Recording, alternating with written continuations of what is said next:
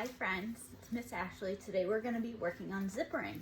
So you're going to put your jacket on, use two hands, bring your both sides together.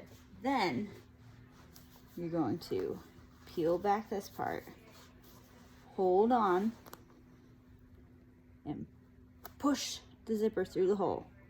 Hold on to the bottom the whole time. Then hold the zipper up. Then you can let go.